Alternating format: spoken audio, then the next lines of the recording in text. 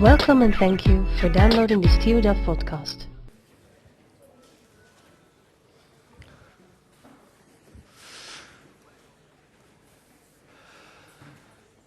Okay, my name is Jos Sinke. I'm standing here in front of you as second lecturer in the first part of this introductory course. Together with Professor Hoekstra, we give the A and B section. That's the general introduction. Probably he has told you that in a few weeks' time, you get a more or less overview of a lot of important things. And in other parts of this introductory course, you will be informed about details. So one of the things you get later on is, for instance, you get something about aerodynamics. I tell today something about aerodynamics, some first principles. But later on you will see much more in detail. So I only do very shallow depth knowledge, but nevertheless I think it is very worthwhile to start with. If you do have questions during my lecture, don't hesitate to raise your hand and I will try to answer. I do not know maybe answering any question, but I will try to do so. And also what I would like to start with first is two comments. What I learned from Professor Hoekstra, there were quite some questions about assignment 3.8 and 3.11. Is that right? He gave you some questions to work on. And at the end of the second hour, let's say 10 minutes before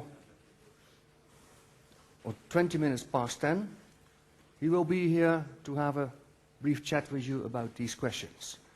Preferably first 3.11, and if there's time left, also 3.8. Yeah?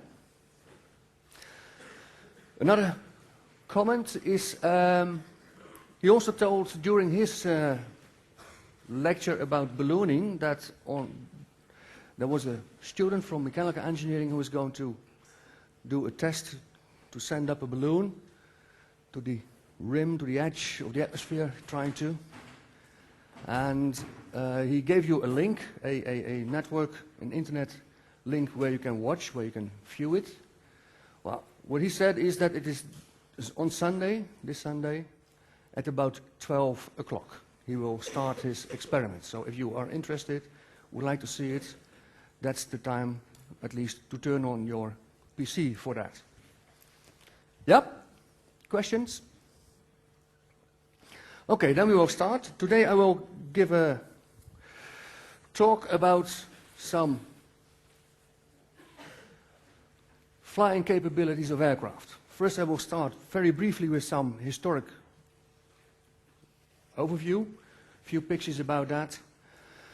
After that I will tell a little bit how aircraft are flying, what airfoils we are using, and later on I also will tell a little bit about drag, about lift, about weight, about thrust, these kind of forces. Yeah? Okay, I hope this works. Maybe it's in the on mode. No, that's a pity.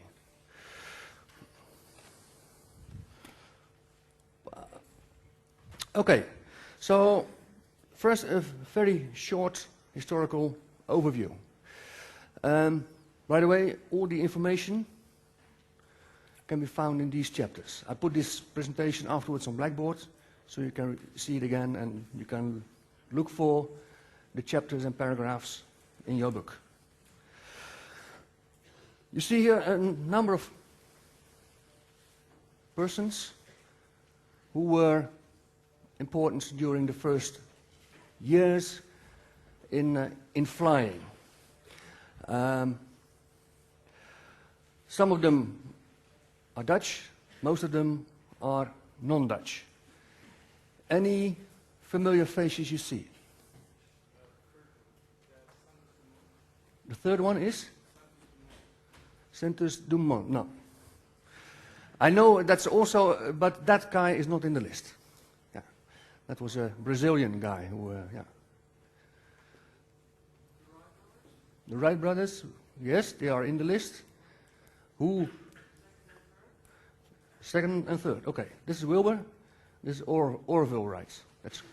That's correct. That's right. More questions? More familiar faces?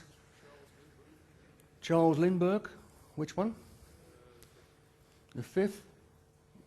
That's not Charles Lindbergh. Chuck Yeager.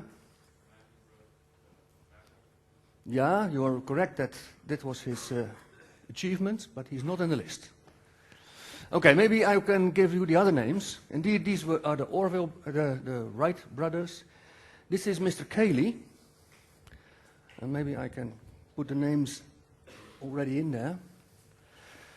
Mr. Cayley was one who never built an aircraft himself, but he was in the mid of the 19th century, 1860, about that time. He was the first one who realized that you have to disconnect the flying capability, the steering, and the propulsion of a flying object. All the others were working with wings as birds, where everything was incorporated. He was one of the first who said, well, you have to disconnect it. You have a function for flying, for the lift, one for the propulsion, and so on. These are the Wright brothers. This is Mr. Langley. We know you hear that name also in Langley Air Force Base, and also Langley Research Center in the United States.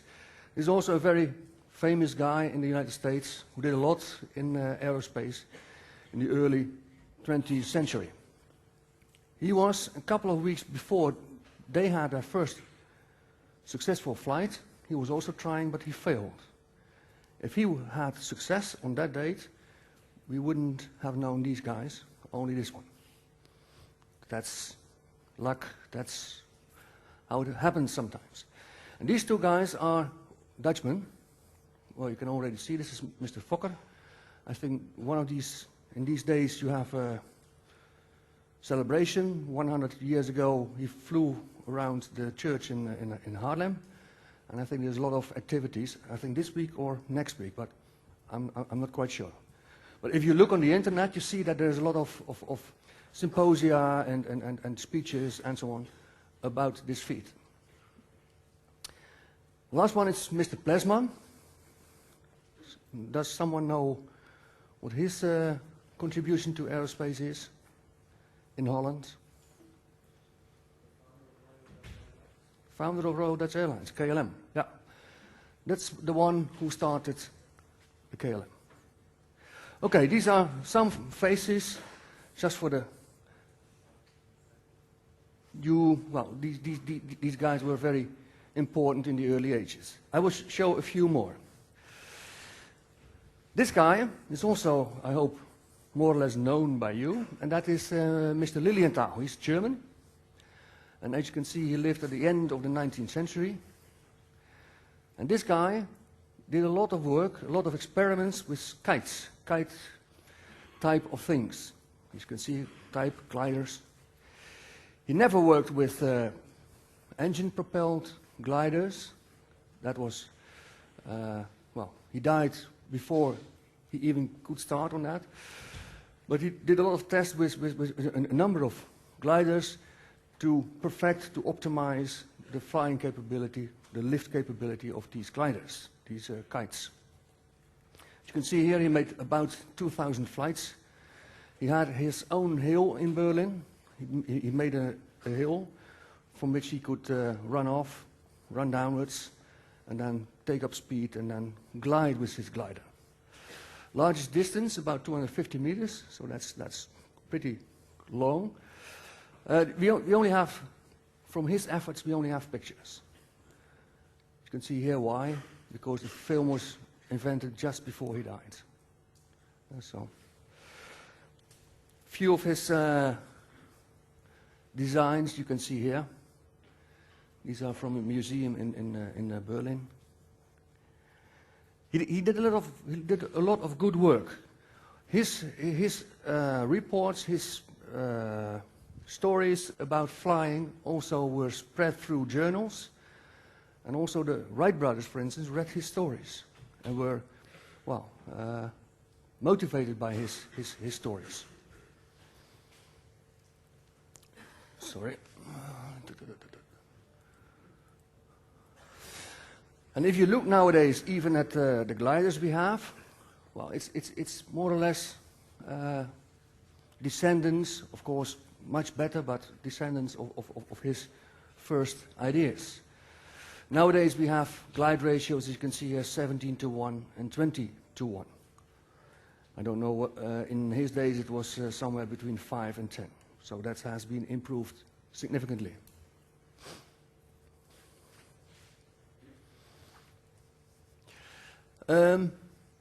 What I said also for Mr. Lilienthal, he had his own hill and he was running downwards. Does it make sense in which direction you are running? Okay, so we are always trying to run against the wind. You are looking for airspeed. That's important. And you will see that later on also, if you look, for instance, at aircraft flying around nowadays, you see that well, here you see some numbers. But even today, aircraft taking off and landing always as much as possible against the wind. Yeah? So ground speed is very interesting for the passengers because then they know how fast and how quick they arrive at their destination. But for the aircraft itself, for flying, of course the speed of air is most important.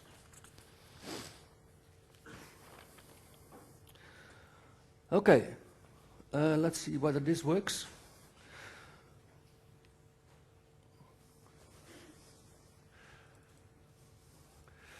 This is a small film about a few old designs.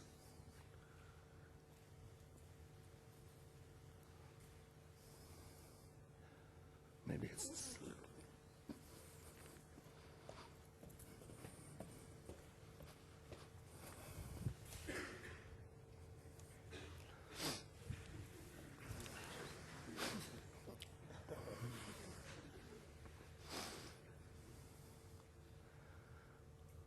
This is not understood. Well, this is either. For some, I can understand how you more or less think, but some of them are really, well, this is also.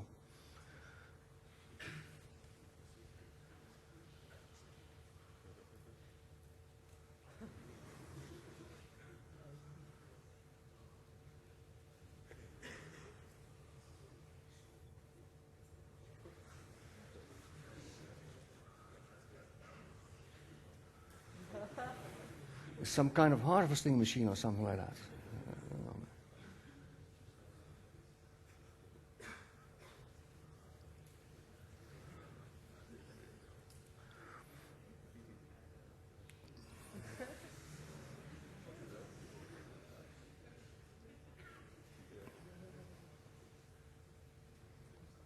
You see, still a lot of people try to connect the propelling and the lifting device, which I said Mr. Cayley already told in 1860 that you should divide them.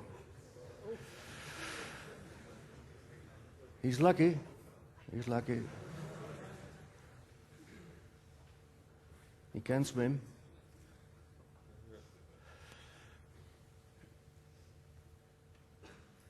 This is something about rockets. Liquid propelling, well.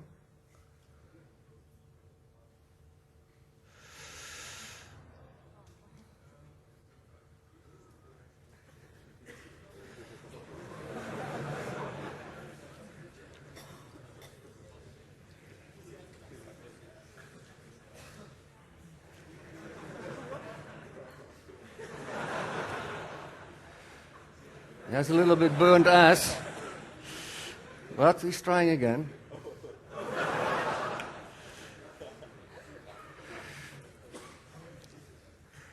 Well, this guy mounted a wing on top of his car until it fell off. Well, this is a picture of the first flight. No,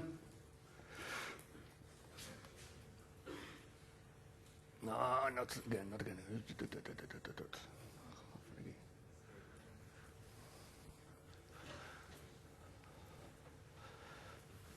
No, not again. Please continue. Yeah. Other way around. Thank you. So, in the end, this was the historic moment, December 17, 1903. Yeah.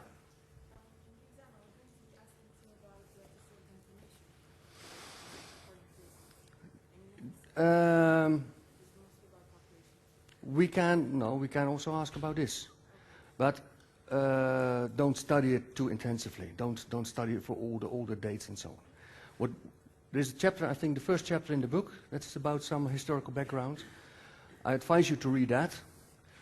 I remember that in one of the exams in previous years, I made 1 or 2 multiple choice questions. So then you have 4 alternatives, and usually 2 alternatives can be skipped quite easily. And with some understanding and reading it, you can select between the remaining 2. Yeah? So there is indeed sometimes, but not an open question. I will not ask all kind of stories and so on. Usually in a multiple choice setting.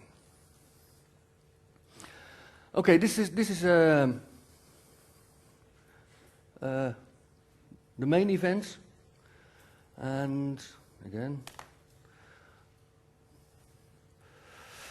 this is a small film I will show. This is from a couple of years later, and there you can see the Wright Flyer flying, and it's very nice. Maybe I will show it twice. First, have a look at it. A lot of discussions beforehand.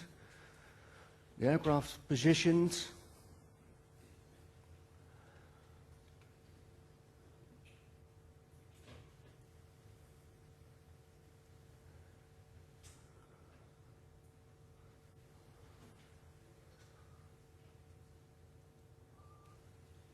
And as you can see, it can fly rather smoothly. Of course, this is not the one from 1903. It is an updated one, an improved one, but nevertheless it looks much similar than the first one. What you see, maybe I can tell beforehand, what you see, and then I will run it once more, is that the aircraft is put on rails. It does not have wheels, it's put on rails. And there's also a tower with a counterweight, which is pulling the aircraft, so you get in a very short time sufficient speed, so he has enough lift. On skis or something like that. He has some type of skis, but not wheels.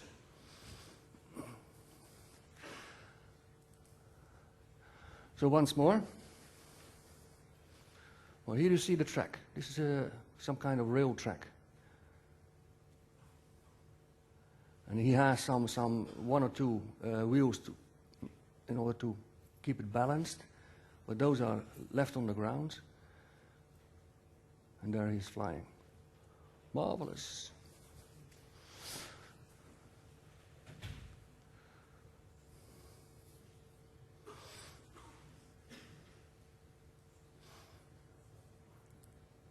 Okay, these Wright brothers, it was not a coincidence that they came with the first flying aircraft. Of course, there were other persons and groups also working on first aircraft. But these guys at least had some good potential, because they had, for instance, some shops, some workshops where they can work with tools, with materials, and so on. Again, as I told before, Lilienthal, with his stories, motivated them, inspired them. And also, they built very simple wind tunnels to test some of their designs. The wing shape, the propeller, has been tested in a very simple wind tunnel by these guys. Well, of course, the readiness of technology, if they had not been the first one, I think 1 or 2 years later, there was another one who was the winner of this contest. Here you see some of the features of this aircraft. It's not that light. Wingspan of about that. Wing area of about 48 square meters. And again, the longest distance the first one flew was about 260 meters, and it took them almost 1 minute. If you calculate that, then you have a a ground speed of about 15 kilometers per hour. So it's very, very slow. So probably they also had some significant headwinds. Okay, later the flyer has been improved, better wings, better engines, and so on. And the one you saw flying in one of the films was an improved version. Well, here, if you look into detail, in a picture like that, you can see how flimsy such an aircraft is. You see a lot of, well, wooden frames. There's some canvas or linen covering all these ribs. A lot of wires to stabilize the whole thing. And some of the wires are also used for steering, because they don't have ailerons as we have nowadays on our aircraft, but they pulled on wires. They just twisted the wingtips just by sheer force. The flying direction is in this direction, so the elevators here in front of it are some kind of canard type versions, canard type designs. But it's very flimsy, very fragile looking, and well, indeed, there were in many cases a lot of accidents with the first aircraft, because most of them were that type of manufacture.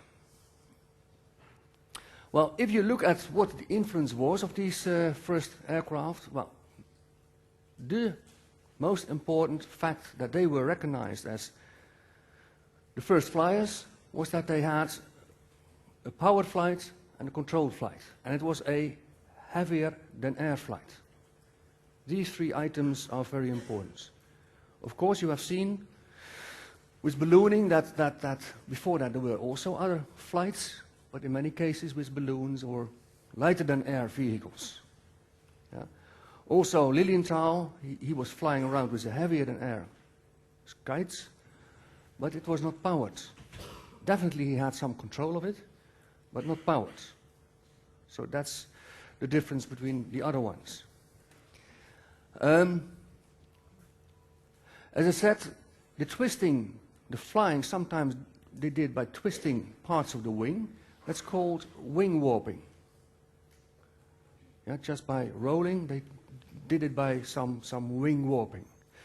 Later on, Mr. Curtis and Farman, a few years later, they developed the ailerons, movable small surfaces attached to the wing. And that helped to steer much better.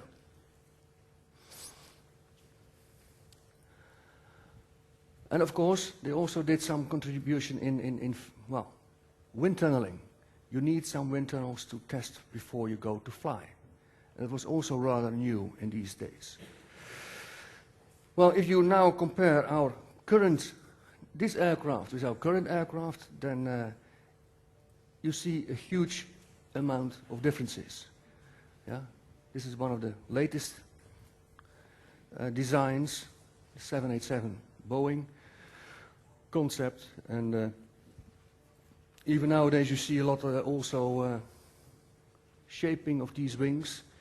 It's not a straight wing anymore, but completely computer designed. In many cases made by composites. You can tailor them as you like, and so on. So in 100 years, there's a huge revolution in that.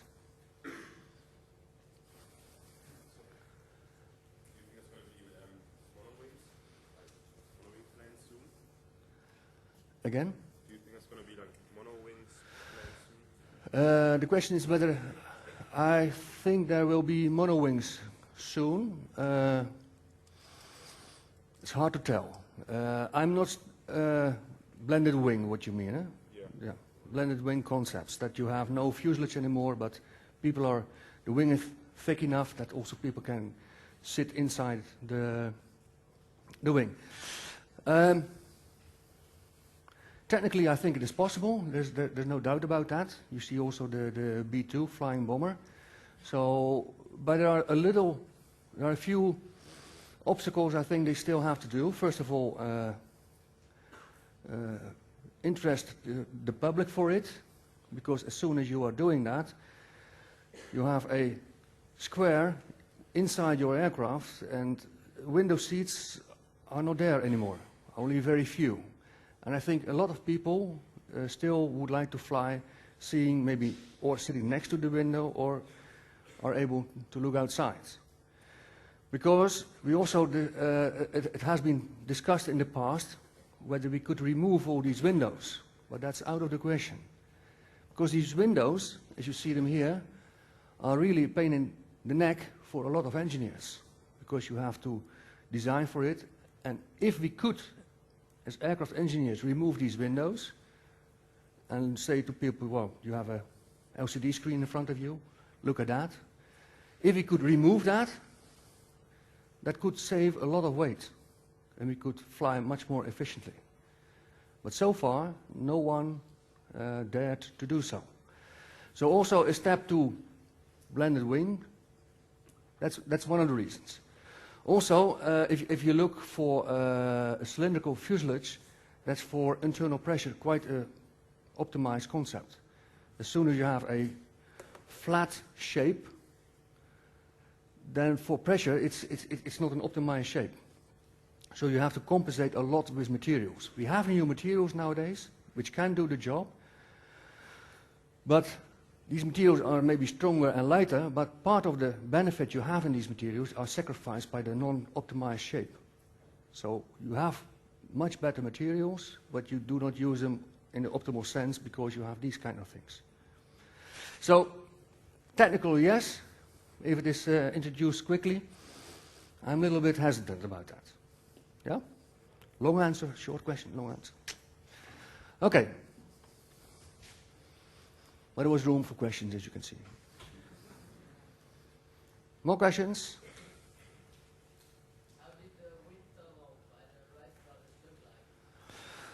How did the wind tunnel by the wool? I'm not quite sure, but I can imagine it was an open wind tunnel. So you have some tube with some fan on front of it, and this is blowing some air through a tube. Because the closed wind tunnel only, I think, appeared 10 or 20 years later.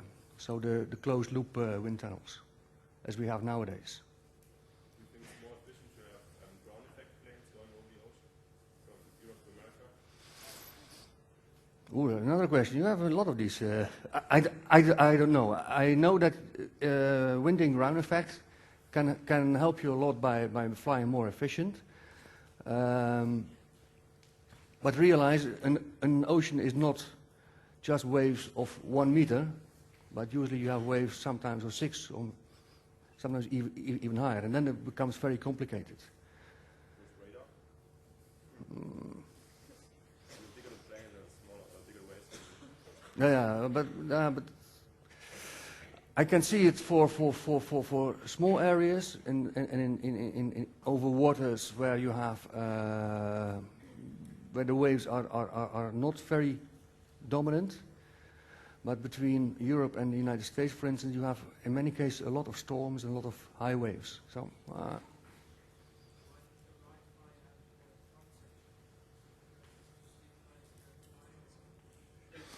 Why does the right flyer have these front ailerons? That's the question, eh?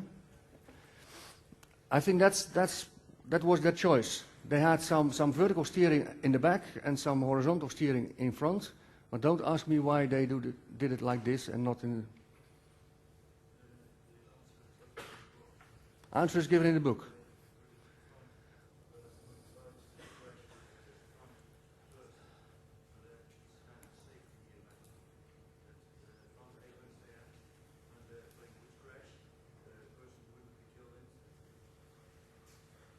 Yeah, that could be maybe a reasoning for them. Yes, that could be maybe. Whether it holds, I'm not quite sure. Last question. Yeah, you? Why do we have hypersonic fighters even though we have the F-22 going Mach 6 and we have the Concorde going almost Mach 1.5 like in the 80s? But now it's almost 2,000 we're stuck with 1970. Why don't we have hypersonic jets? And we are still. Yeah, yeah. I think it has to do with economy. because hypersonic jets are very short flying times, but still I think you have much more energy consumption for such a flight. And I think still the economy dominates this choice. I don't see at the moment also supersonic flight, hypersonic flight. I'm very in doubt about whether we will see that in 10, 20 years' time. And that's because of the fuel consumption. Hmm? Another one. Yeah, yeah, because obviously that's the most efficient way of flying. Hmm? Yeah, but for how many people is time really a hot issue?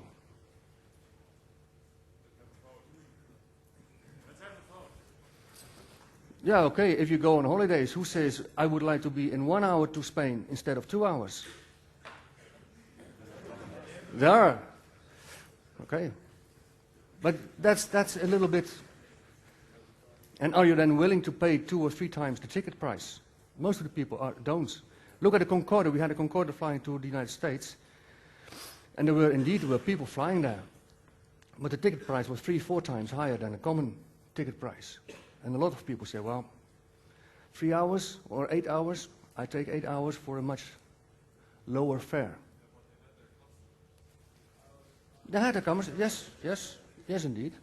But and maybe there will be some supersonic flight in the future. But in my opinion, but okay, can I ask everybody else? I don't see it will overtake all the flying we are now doing today. Yeah? Okay. Questions? We already had the... Okay, next subject. Where am I concerning time? Okay, I have to speed up a little bit. What I would like to do is to talk about this equilibrium, about these forces. If an aircraft is flying at constant speed, at constant altitude, you have a force equilibrium. Yeah, the aircraft has a specific weight, and that is counterbalanced by the lift. It has a specific drag, and that's counterbalanced by the thrust of the engines. Well, those are four very simple forces I will address in the coming slides. Okay, so realize this is true when you have constant speed, constant altitude.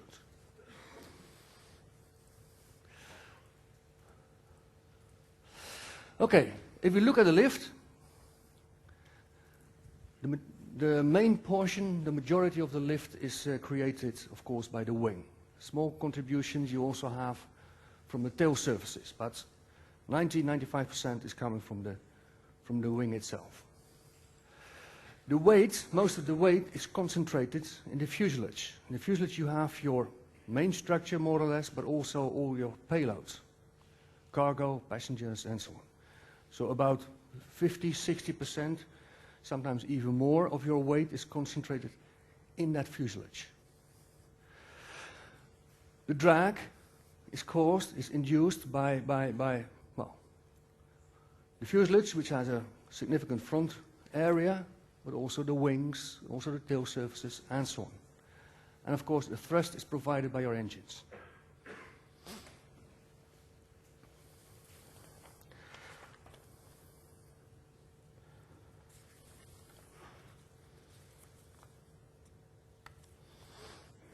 Okay. One of the main rules in aerospace engineering is you always need to look for lightweight aircraft. Why? Take another one, sorry. Yeah. Yeah, if the aircraft is lighter, you don't need as wide wings, and if they have shorter wings, the drag is smaller as well. And that makes it lighter as well. Yeah, but that's an optimization, and once you have now let's first look at other answers. Yeah. maybe it's cost efficient to fly at weight instead of. And the goal is to transport as many payload as possible. So the larger your airplane is, the more goods you can transport. Okay.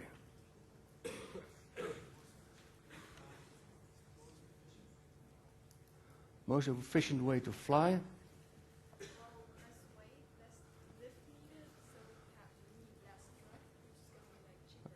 Yeah. Less weight, less lift, less drag, less thrust, and so on. Last? Okay. Okay. Well, actually there are two answers in this. First of all is indeed the loop in which you have less weight, less lift, less drag, less thrust.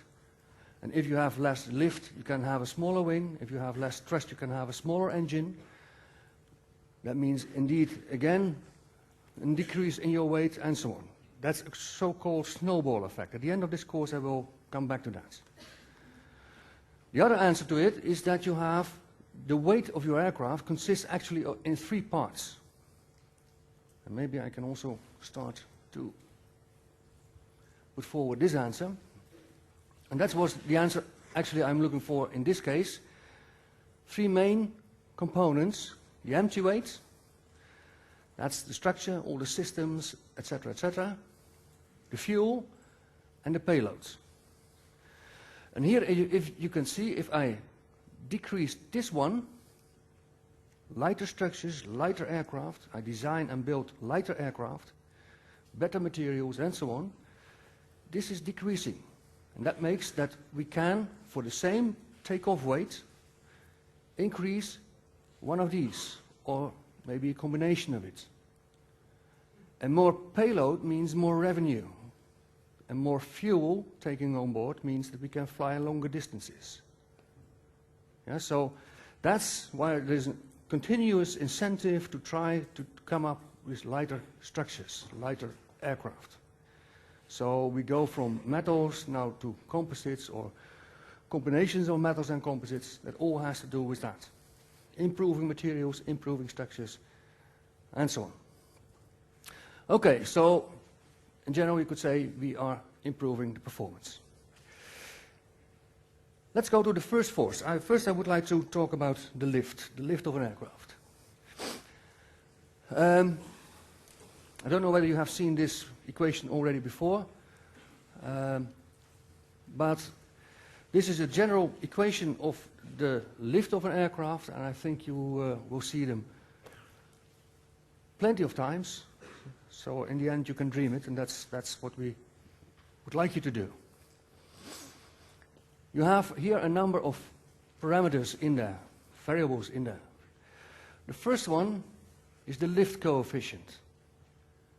And that's a constant value which matches this one with that one.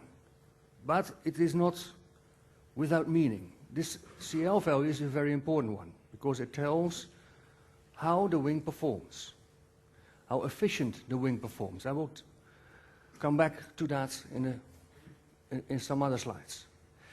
This one you already recognize, that's the density of the air. Depends a lot on the altitude you're flying in. The V is the airspeed. We're not looking here at ground speed, we are looking at airspeed. And we have seen it already before, going down the hill. What makes sense, the ground speed or the airspeed? Well, for flying, for the lift, it's the airspeed.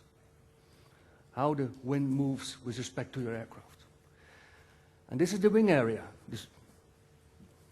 the surface of your wing. The parameter S.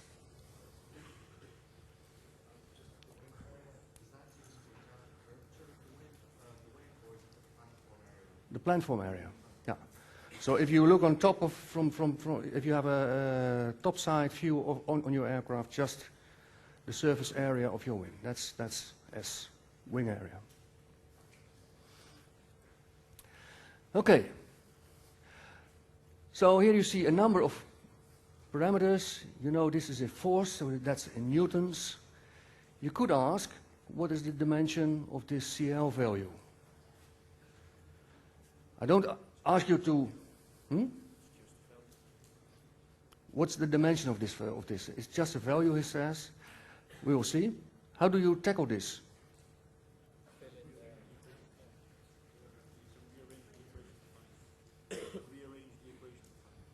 Rearrange the equation. So what you're actually doing here is newtons, for instance. And then here a kilos per cubic meters, and so on. Is that right? Yeah, that's what you mean? Okay. Well, that's the strategy. And that's a very efficient strategy. That's a calculation with dimensions, which can help you sometimes by checking your results.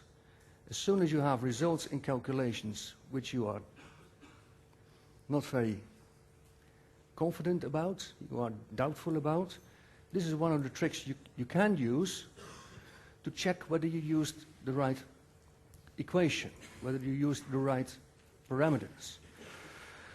So actually what I've done here is Newton. This is a question mark. This is the density. This is the speed. And this is the surface area. If I rearrange that, you see I come up with a question mark without any dimension. So this is a dimensionless parameter. Again, this is some tool you could use during a lot of calculations for checking up. Okay. If we look, for instance, at an CL or the lift, but let's zoom in a little bit on that CL value, because I said it tells something about the efficiency of an airfoil, of a wing. Let's first have a look at it in two-dimensional way. This is a cross-section of the wing. And there you see that we have a so-called airfoil or wing profile. And if you look at such a wing profile, you can see a number of typical parameters, number of typical features. First of all, the length of it. That's what we call the chord. And that has a parameter C.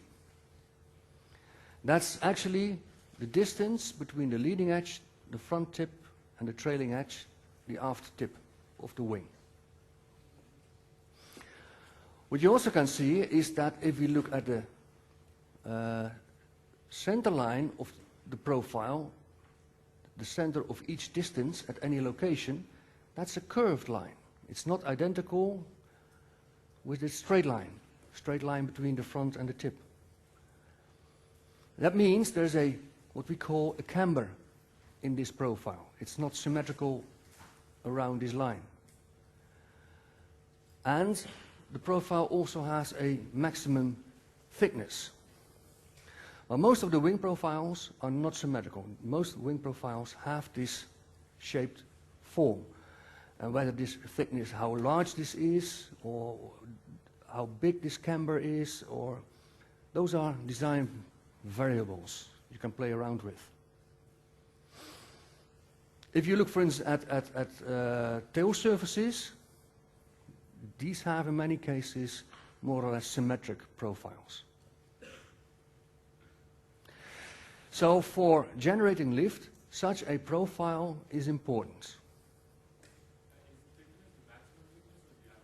Maximum thickness, yeah. Not average, maximum thickness.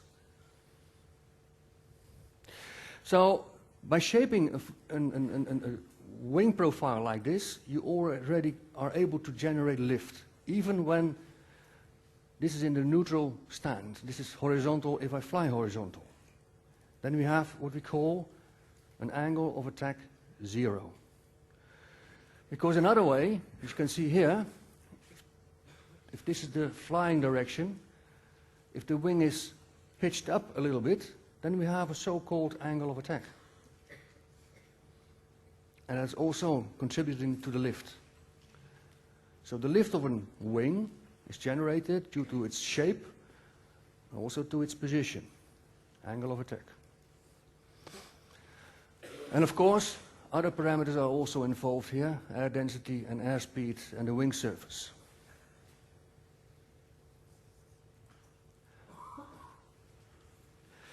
You have seen the shape profile, the profile with a camber.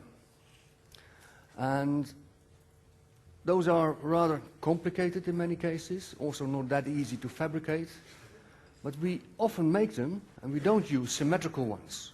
Why don't we use symmetrical ones? We also can generate lift by our angle of attack. Yeah?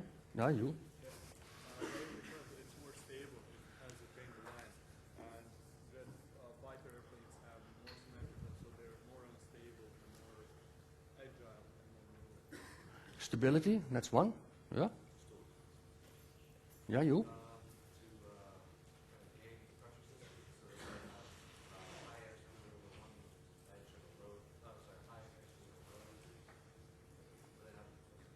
The pressure difference you are creating. Yeah, but that's also possible. You also can generate it by a certain angle of attack. So that's not.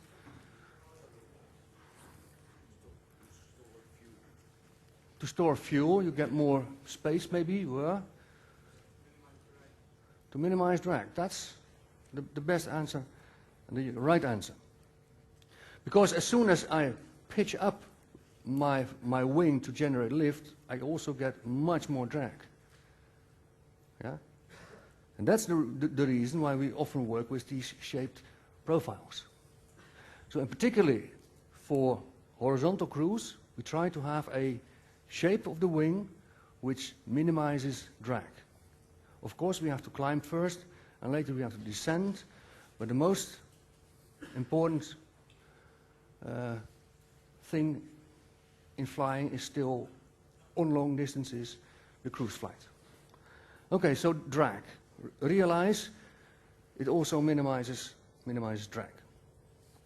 Well, in the past, early ages, there were very large number of different systems to describe these airfoils. What's the time? Well, I'm already in the break. I will finish this and then send you to break. A lot of different names. Everyone more or less generated his own concept. You have here the right designations. You have the RAF designations. Later on, from the 1920s, I think it was, there was a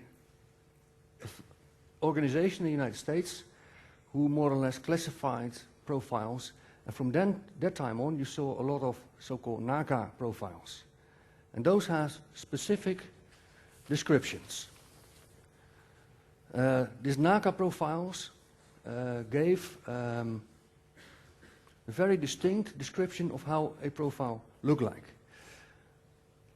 Well, here you see some information. That was the National Advisory Committee on Aeronautics, established in 1915. And they were not only looking at profiles, they were also looking at propellers, landing gears, aerodynamics, and so on. So they generated these airfoils, and those are 4-numbered digit nomenclatures. And here you see, for instance, one. A NACA 2412 means you have 2% camber. That means a distance of 2% of the chord length. Everything is related to the chord length. 2% at a distance of 0.4 times the chord from the nose. So this is 0.4 times the chord length. And the thickness is 12%, again, of the chord value. Well, this is a system you see is still used quite a lot. Of course, nowadays you also have other systems, but this is a very transparent and very nice way of describing these profiles. After the break, I will continue with someone else. Yeah, first let's have a break.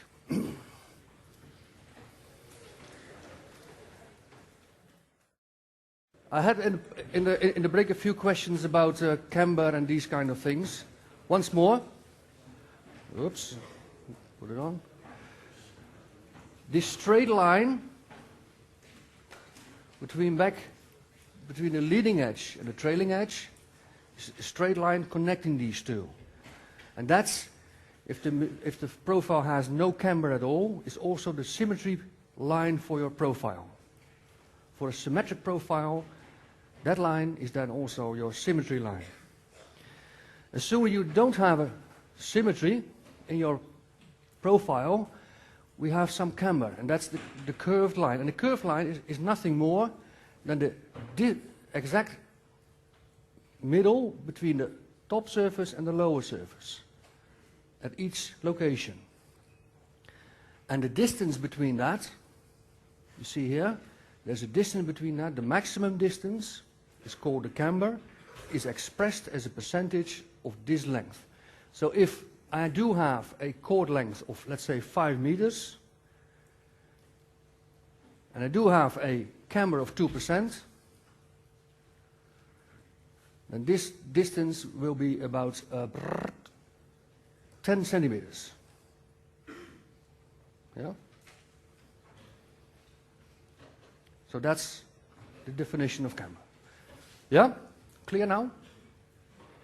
Don't hesitate to come back. All right. I would like to say a few words about how aircraft fly, and then I need Mr. Bernoulli. Bernoulli is a person very important for airflows. What he discovered, or what he learned to tell us, is that if you have some kind of tube in which you stream air through, constant mass per time, for instance, and if the tube have different cross sections, then in very wide sections the air will flow very slowly.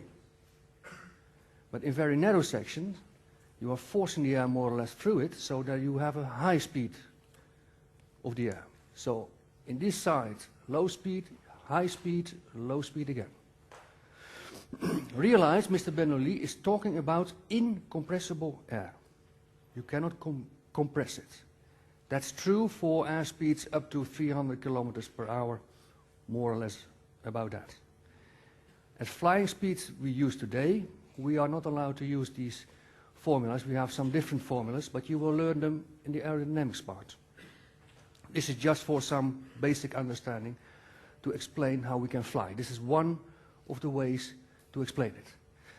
What he said is that you have a static pressure and a dynamic pressure. This is the static pressure and this is the dynamic pressure. If I determine them at two locations, let's say here and there, position 1 and position 2, these are identical. They are constant. So this equation is constant. And what you can see right now, if, for instance, the speed is increasing,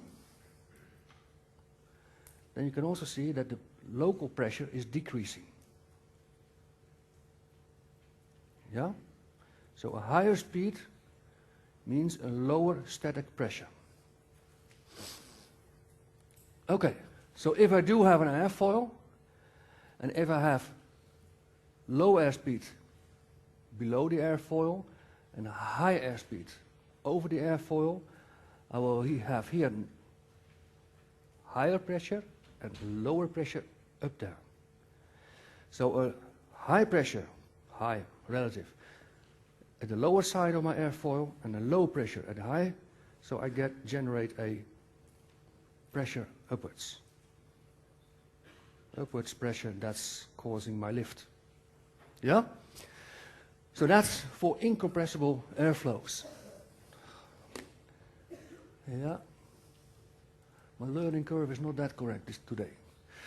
Okay, so higher velocity, lower local pressure. So lift you generate by pressure difference.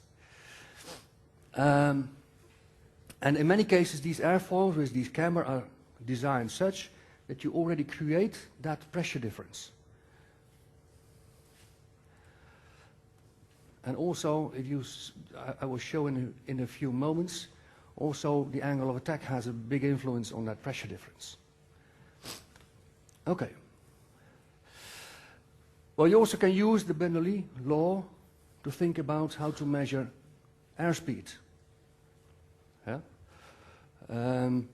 I will not ask you to do that right now, I just try to explain it. If we have a pitot tube, that's actually what it is, the air is coming from this direction, goes into this tube and comes to a standstill. So what I measure here at this location is the static pressure, the absolute static pressure. Total pressure. On the other hand, the airflow is also passing by with some speed, so the local static pressure, not the absolute one, is measured here. And you can see that's at this side of my measuring device. That pressure difference, total pressure, times the local pressure, gives me the airspeed, because I can use this equation, the Bernoulli equation again, in the case that at this end the velocity is 0, so it has no contribution. And by rearranging this one, I can calculate my airspeed. That's, for instance, the principle you can do with your static tube. Again, realize you are measuring the airspeed, not the ground speed. Okay, pressure differences. No. Gaan we nou in? Deze kan graag. Here you see, for instance, some profile with a camber and some angle of attack, and you see the pressure distribution over the surface of that profile. You have lower pressure at the upper side, specifically at the front end, and you have some higher pressure at the lower side. You can also do that in a plot, as you can see here. You can here see the curve of the lower side, and here the curve of the upper side. And the area in between is a measure for the total lift of that profile. You can integrate it, and then you can generate lift. Calculate lift. Now I have to go here.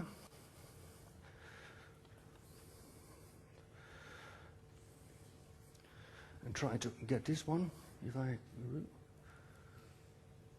because this is a very nice link also for you to look at it at home. I hope it is a little bit quick, yeah?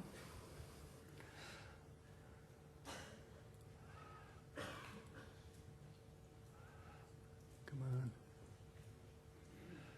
Yeah. This link gives, for instance, first let's go to metric units. Rescale, yeah.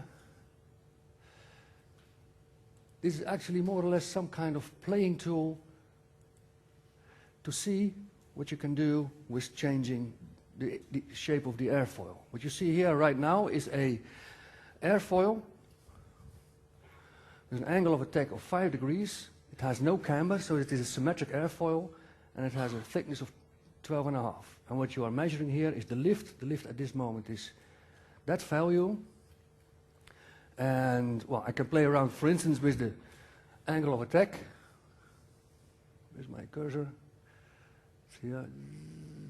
You see, if I change it, let's say increase it to about 10, you can also see the pressure distribution changes that I can see in this plot, but also the value of my lift. I can also play with the camber. If I put this a little bit down, no, not too low. Again, you see changing the lift. You can also, this is about the shape. There are more items to it. I can just show you. You can flight test. Flight test, you can, with a specific profile you've chosen before, you can play around, for instance, with the speed, with the altitude, and so on. So this is typical a tool you can play with to see what the effect is of camber, of angle of attack, and so on. Yeah?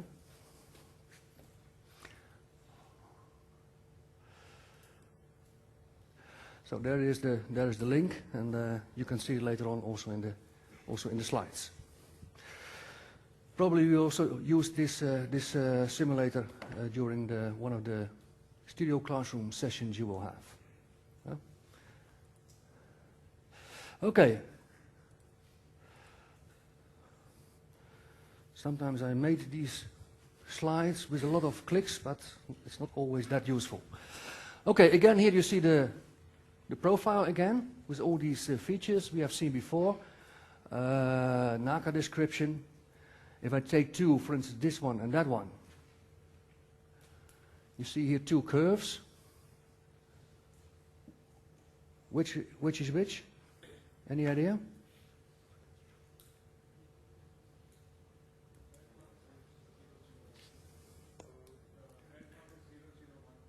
The red one is 0012. And why? Right. This is a symmetric one. It has no camber. Only has a thickness of 12%. That means it is a symmetrical profile, and at zero angle of attack, you also have zero lift. You have zero CL value. So that means you go through the origin of this plot. So indeed, the red one is this one, the other one is that one. Okay, so here you see typical CL alpha curves, and in many cases they have a large part which is linear. At some end, when you increase the angle of attack, you will see you get a leveling off, and in the end you get stall. And yeah. Do we need to know how the NACA notation works for midterms? Do we need to be able to use it? No, I think you should be able to, but at least it is for your common knowledge that it is very interesting to know how that's built, so that if you work a few times with it, you will see then it is very easy for yourself also to recognize right away what kind of shape it is. But it is not something that I give you a number and then you say, oh shit, what is this? Huh? So I will try to, because usually these are still numbers you can look up into your books, and the understanding is for me much more important than the knowledge of all these small details. Yeah? But here you see, for instance, a full plot of the CL alpha curve, and there you see, for instance, that after a while you get maximum lift and you get stall.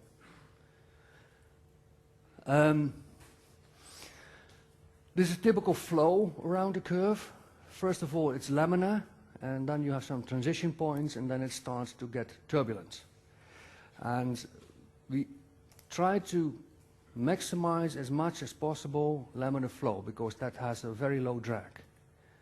But for sailplanes, you often see they can increase this point sometimes even up to there.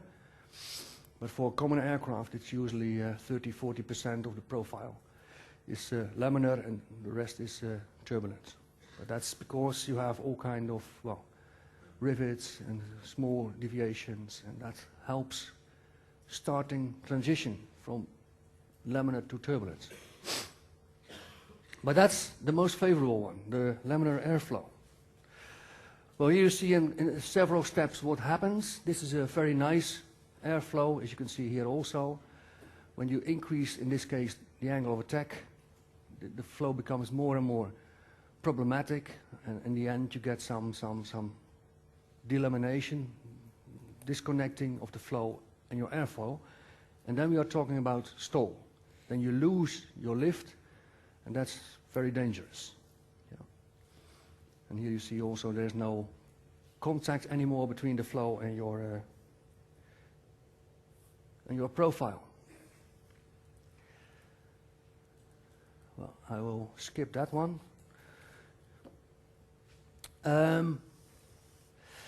We have seen, if you would like to fly at low airspeeds, then you have a problem, because if you look at the lift is proportional to the density, is proportional to the wing surface, and both are more or less fixed for certain conditions. We cannot change in the meantime very much the wing surface, we cannot change very much the density, because when we are landing we are at sea level, density is, well, 1.22 or something like that, 1.25.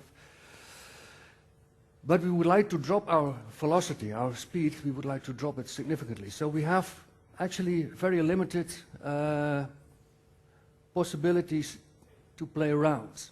And the only thing we can do, for instance, is to play around with additional devices, slats and flaps. So sleds, for instance, those are these trailing edge devices. We can, if this is the common CL alpha curve of the wing, by adding these, we can increase the curve to higher values. That means we can have higher CL values, and that has also implications for higher lift forces, even at lower speeds. Yeah?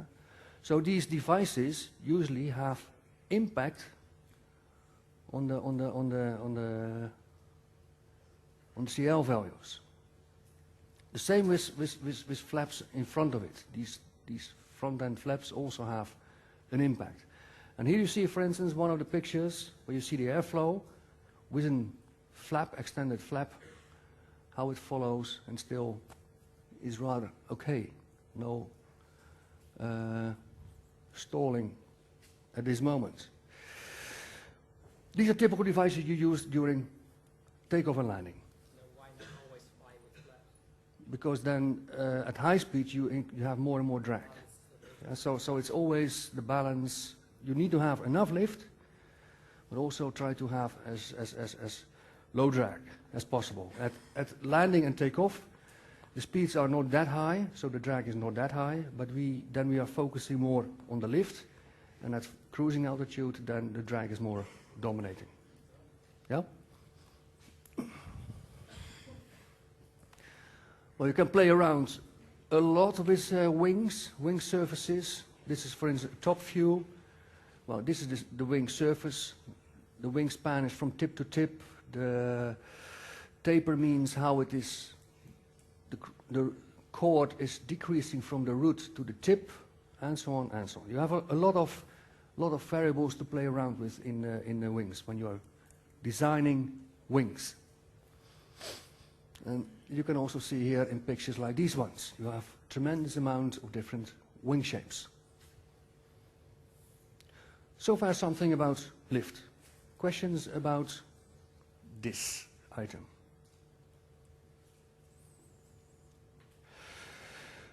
Okay, then a few words about drag. Actually, you see more or less the same formula.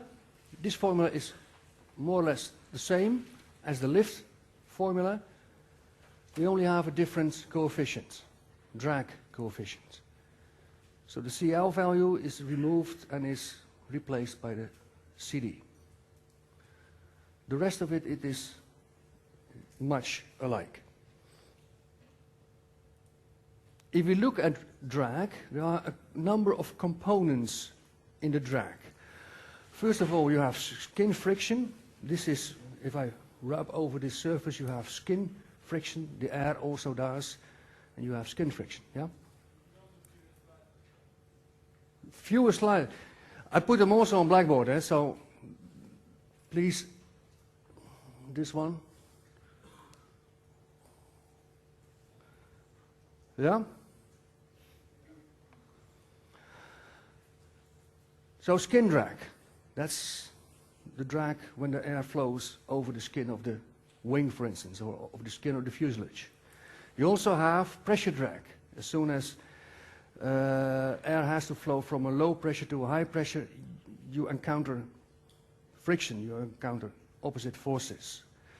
Wave drag, that's in case you have transonic and supersonic speeds, then you get these the pressure waves, the pressure steps. We will discuss in one of the later lectures about that. And also parasitic drag. All these devices which do not participate in lift also generate a lot of drag. As I said already, the fuselage, the engines, and so on. What we often do is that we define the drag coefficient as a zero value, constant value, and one component which is proportional to the square of the lift coefficient. You see here some parameters like the tapering and some other value.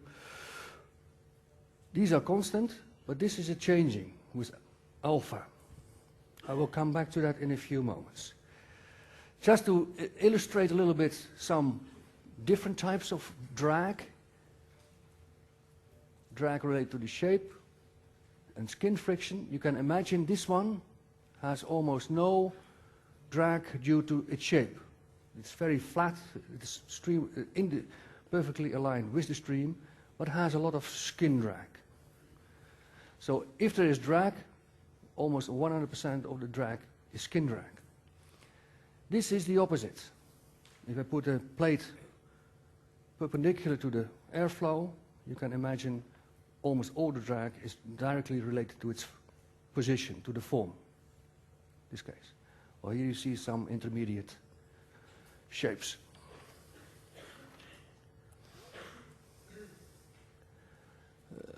Terug. Even wachten. Well, here you see two pictures. Such a plate which is more or less placed perpendicular in the airflow, and there you see you have a very high drag coefficient.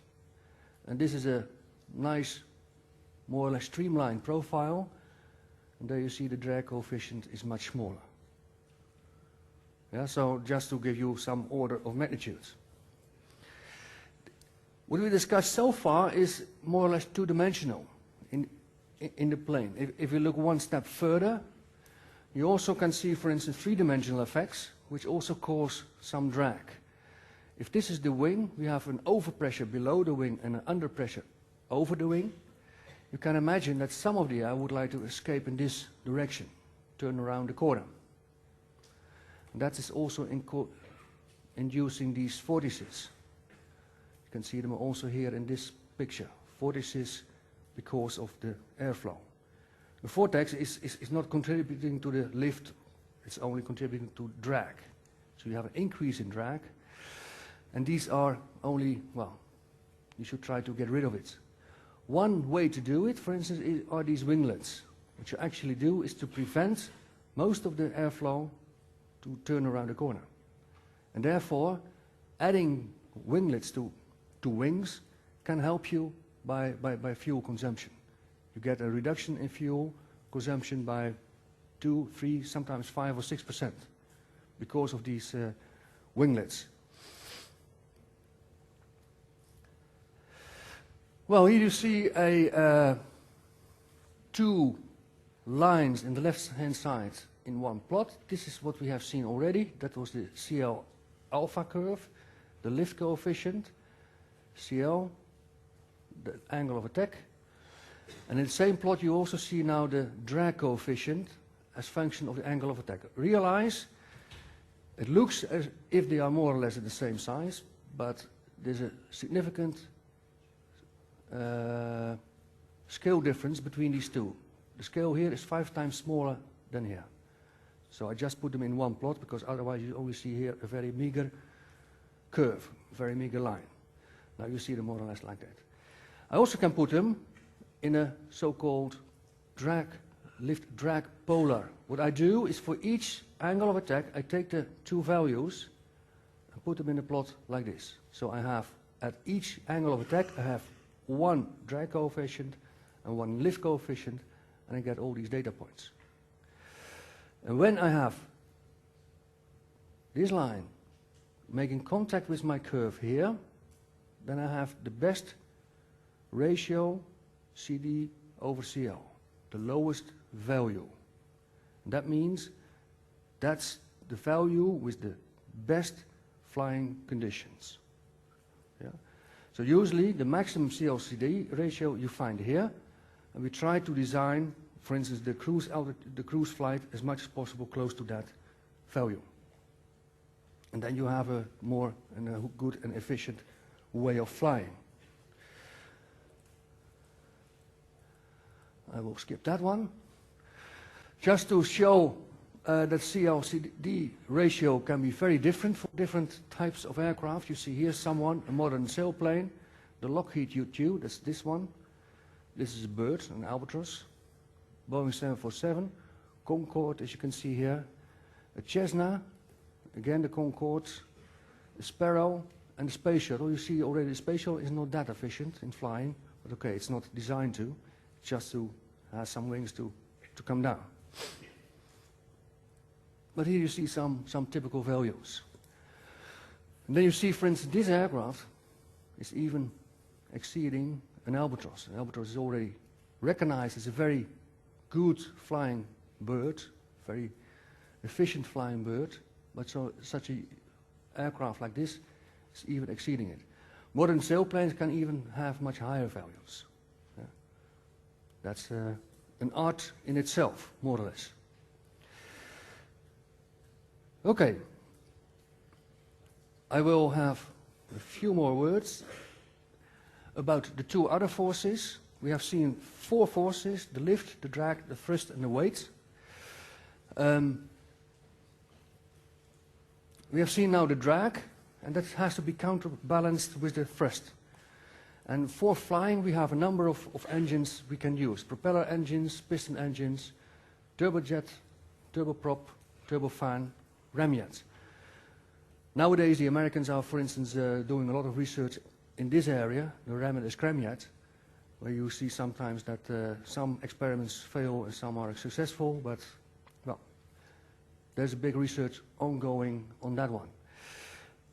Most aircraft nowadays are equipped with turbofan aircraft, and you see a picture of that here.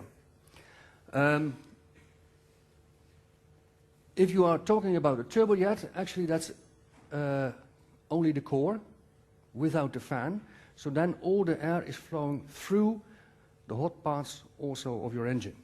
Because in this area the air comes in, we compress it even further to high pressures, and here we mix it with the fuel and then ignite it. And in a car you have that piston engine, you have a not constant burning process. You have some explosion, then you have a work cycle, and then you have a compression, igniting, explosion, work, and so on. That's intermittent. In this air engines, it is a continuous process. So there's a continuous burning of fuel and compressed air in the combustion chamber. The hot air is expanding here in the turbines and in the exhaust, and thereby these turbine discs are also propelling the front end. And we also have enough energy also to propel the aircraft. Yeah? That's a turbojet without this fan. Nowadays they are flying with much more efficient turbofans, and not all the air is going through the hot section anymore. Most of the air is going outside. These turbines are also propelling, also driving these big fans. And nowadays I think 6, 7, 8 times more air is going around the engine than through the engine, through the hot parts. So then we talk about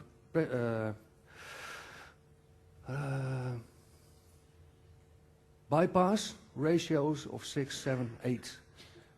Most of the air is bypassing the hot section of the aircraft. And these engines are now very efficient if you compare them to engines of 20, 30, 40 years ago. Yeah? Okay? Yeah. Again? Good question. I don't know. You should ask, I think, Mark Voskar. Mark Voskar will talk much more about engines. But about these specifics, I don't know. Usually, I think they use some starter, but I'm not quite sure about that.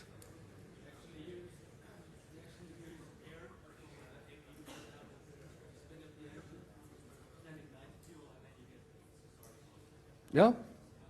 You hear also the answer from your colleague. He knows more than I on this area. Okay. This is also a question I would like to,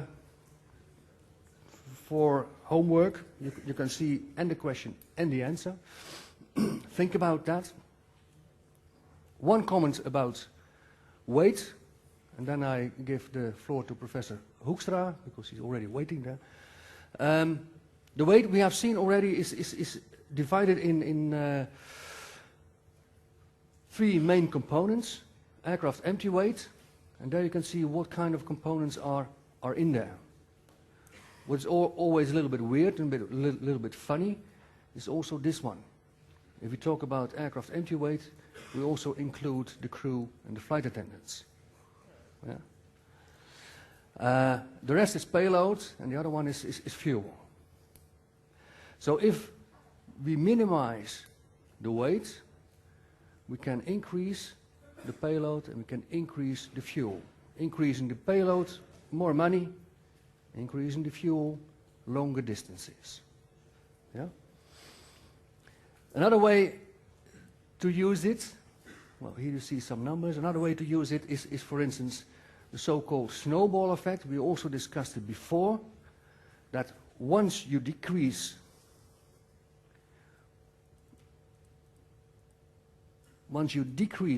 the weight of particular sections, let's say you replace a part of the structure for a new structure which has lower weight, you can use some kind of snowball effect. Because lower weight, you need lower lift, you have lower drag, you can have lower thrust, and lower lift means a smaller wing, smaller engine, and again. So then you enter more or less in a loop like this.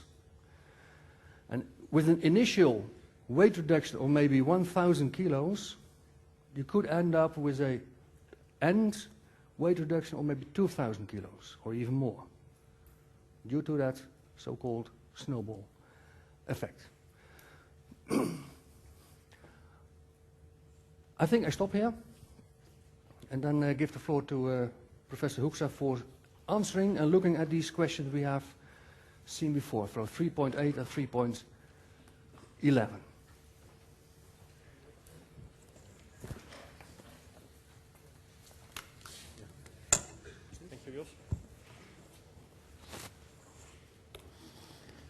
Even inloggen op Blackboard. Kan ik het laten zien. Kijken. Okay, I got a lot of questions on those two problems. One of them was not in the solutions that we put on Blackboard, so I could have anticipated that. First of all, as you might have seen, the solutions for chapter 2 and 3 are actually based on the 4th edition. That's why some of the problems were missing. And it's also quite US-centric. They used a lot of the US units. So I'll also go into how you can easily work between those two units, because I heard some people had trouble with that as well. If I have the time, otherwise I'll do it the next lecture.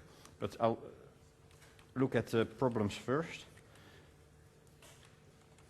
Who did make the homework? Okay, those are the ones that usually pass the exam. Really true. Because it all looks very simple. If you just look at the answers or the derivation, then it seems obvious. But if you have to choose yourself what to do, it's much harder.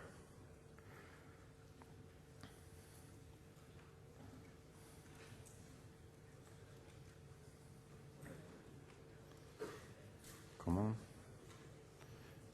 Sure. Whatever.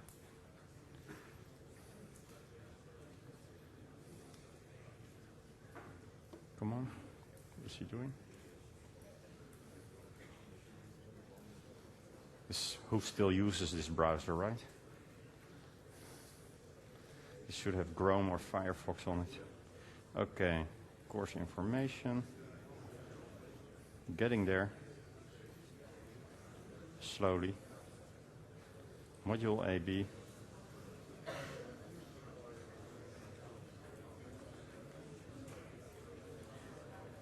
Emerson solutions here. Okay. 3.11 or 3.8? What should we look at first? 3.11? Okay. Well, 3.11, the question was about the water tank. Okay. So we have a water tank. Don't know how well this works, but we'll try. What kind of program is this? Okay, still Internet Explorer.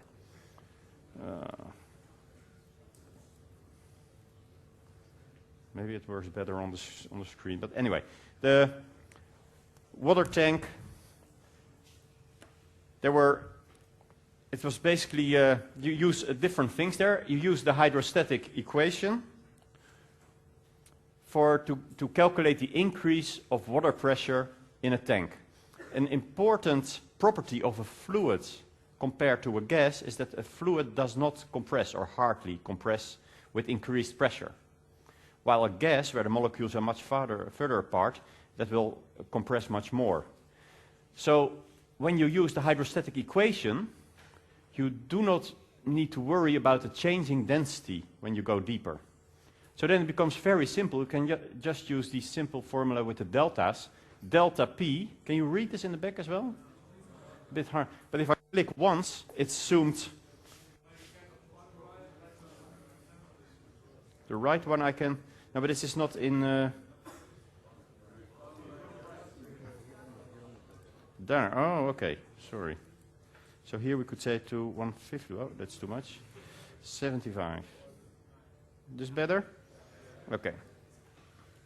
So here we see, let's use the figure a bit still.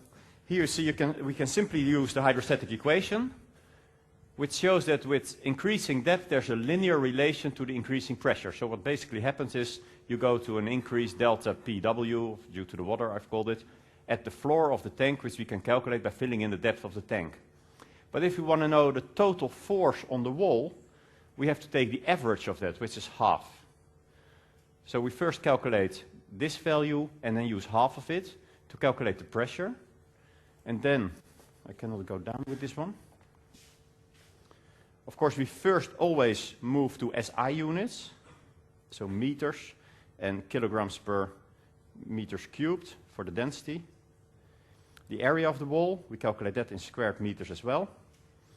And then at the floor of the tank, we can calculate the pressure, and it becomes a very simple exercise basically. Because for the average, here this is the pressure at the floor of the tank, we use half for the average, and this half we multiply times the area of the wall of the tank, and then we get this, which is in Newton. Well, this is the pressure area Newton. And then we convert back to the tons that Anderson uses. I've called them the Anderson ton here, which is 2,000 pounds instead of the 1,000 kilograms that we normally use. So if we convert that to newtons, this is a pound, in English pound, times G, you get it in force, the LBF, times 2,000 is this. So this is 1 Anderson ton. So to express this in Anderson tons, we have to divide this answer by this, and we get 46.5. But this is a simplification, of course, because we've been talking about the increase in atmospheric pressure when you go down and the decrease when you go up, and we have completely ignored that here. So in the exercise, he basically asks for the force of the water on the wall. And if you were correct, you would add the atmospheric pressure here, because here the atmospheric pressure presses on the water. So if we only look at the force of this side of the wall, you would have to add the atmospheric pressure. It doesn't start at 0, there's no vacuum here, but it starts with a sort of P0. But then of course you get a huge force, which cannot be what he means and is also not useful. But you could also look at the net force, the net effect, and then also take into account the increase in atmospheric pressure. Well, what did I use?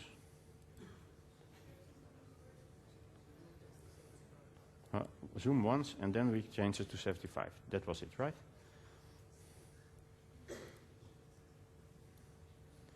So if you do, the real situation is more like this.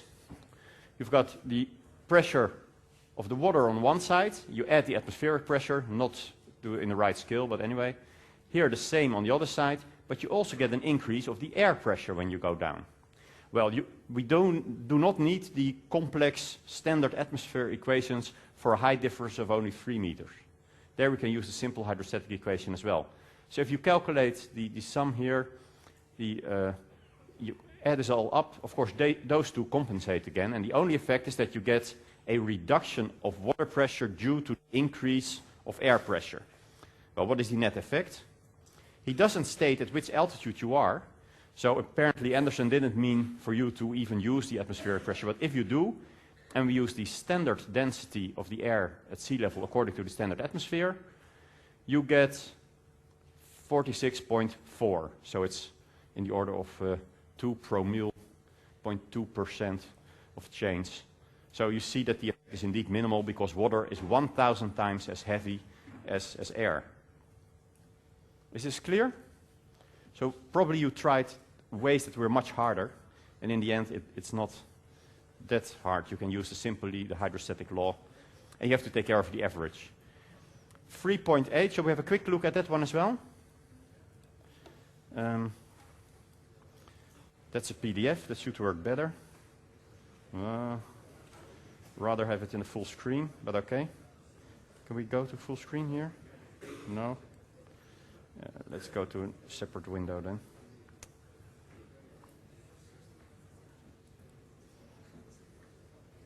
Get it. Save a copy.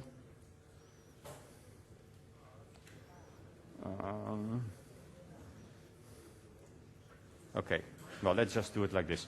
So the question here was the change of air pressure per time. And what he gave, answer were two things, the altitude of 25,000 feet and the vertical speed of 500 feet per second. So if you calculate those, you first convert to SI units. 25,000 feet, we're well within the first layer. That's always lucky, so we only need to go through one calculation there, atmospheric calculation. We're under the 11 kilometers. The vertical speed, 500 feet per second, we convert to meters per second. By multiplying the feet with 0.3048. So 1 feet is 0.3048, so we multiply this number by the feet to get the meters.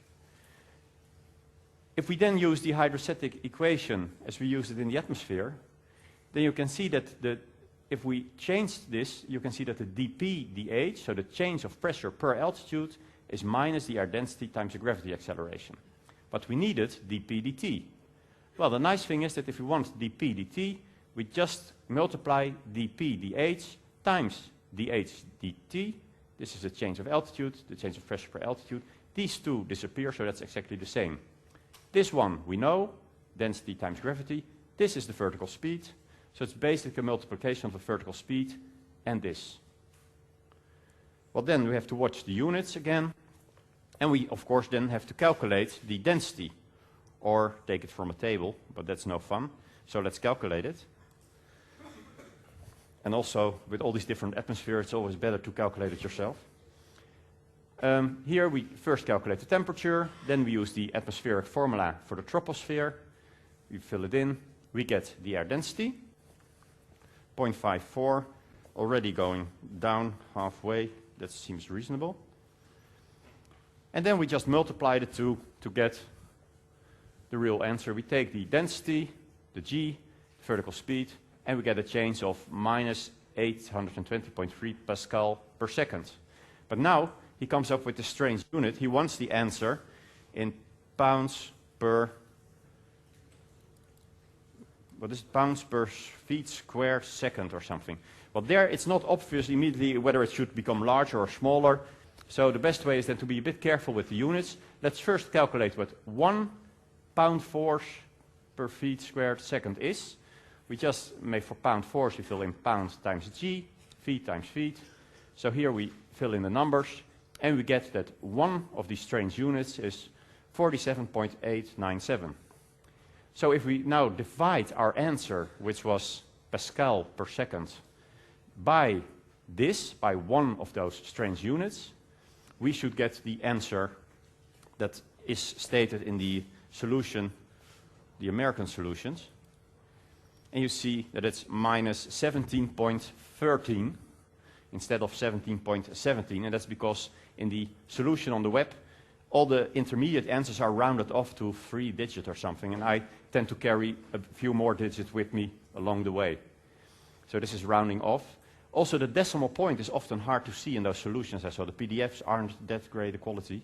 So at first it looks like it's 1717 or something. But just divide the answer by this, and we get this in a strange unit. And that's as simple as it is. Any more questions, you can always email me. and I will try to put better solutions on the blackboard. Please visit our OpenCourseware website for more information. See you at our next podcast.